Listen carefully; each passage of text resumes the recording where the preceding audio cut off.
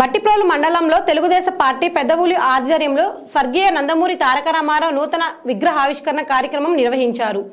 ఈ కార్యక్రమంలో నక్కా ఆనంద్ బాబు, మాజీ మంత్రివర్యులు ఏలూరి సాంబశివరావు, వేమూరి నియోజకవర్గ పరిధిలోని తెలుగుదేశం పార్టీ, జనసేన పార్టీ నాయకులు అధిక సంఖ్యలో పాల్గొని ఈ కార్యక్రమాన్ని జయప్రదం చేశారు।